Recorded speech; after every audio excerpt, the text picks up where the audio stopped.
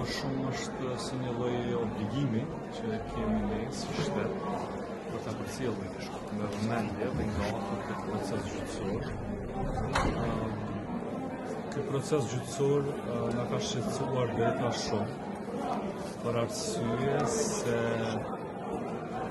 gjykimi ynë dhe jo vetëm yni është se përgjatë këtij procesi kemi pasur shkelje të shumta sa i përket të drejtave të gjithë atyre që po gjykohen në këtë proces, që janë drejtuesit e ushtrisë shqiptare të Kosovës. Dhe përveç kësaj shumë elemente ka në të cilat dyshohet se nuk është drejtësi e pastër. Pra ka qenë mbështjellur me shumë politik, edhe me shumë vendime politike. Nëse e lexoni me vëmendje aktakuzën, unë e kam lexuar qysh kur ka dalë ajo. E pastaj e kam rilexuar disa herë për me vërtetu mos kam harruar ndonjë detaj. Po ajo aktakuzë 73 faqe është vërtet e mbushur me gjykime politike për luftën e ushtrisë shqiptare të Kosovës.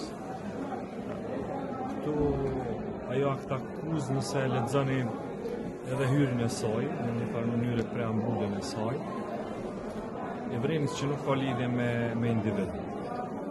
Ajo shkon shumë për te individin, edhe merret me vetë karakterin e luftës tonë shqiptare.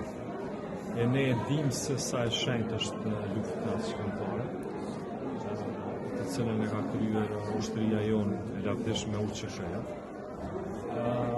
Pa atë angazhim, e UÇK-ja ishte ushtria të cilën e prodhoi popullit prej xhirit vet, nuk do të mund të kishte ardhur as liria e Kosovës.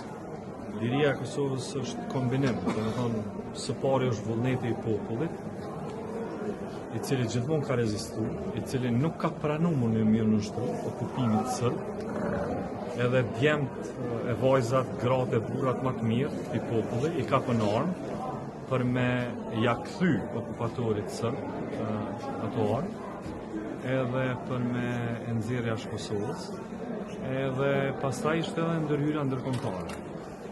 Po ndërhyrja ndërkombëtare me luftën e UÇK-s ishin komplementare. Ata nuk ishin kundër njëra tjetrit.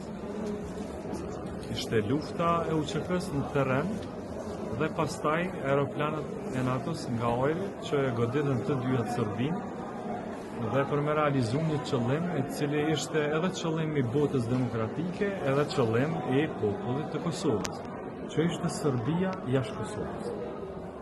Dhe Serbia u gjunjëzua, liria u realizua, prandaj në themel të lirisë është e luftë. Nuk mund ta gjykoj kërkush këtë luftë.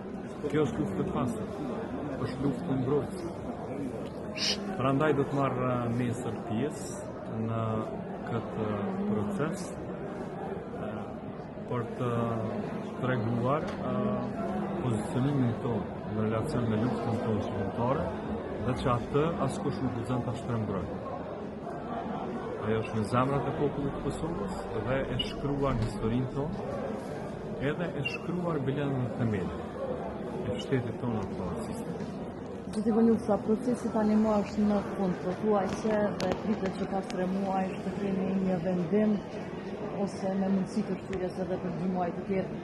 Megjithatë, me gjithë këto deklarime që i patët dhe me gjithë ato çfarë kemi parë ndër vite, tashmë 3 vite prej kur ka nisur gjykimi në Hag, gati 3 vite, me 3 bën 3 vite.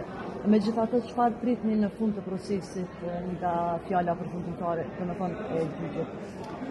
Unë shumë jam optimist që gjykata me hedh poshtë dhe si të pa bazë aktakuzën, këtë aktakuzë për cilën ju fola, edhe që drejtuesit e UÇK-s, drejtuesit e ushtrisë tonë të lavdishme do të kemi në Kosovë shumë shpejt, të lirë dhe pa kur farë barre në këtë proces gjyqësor.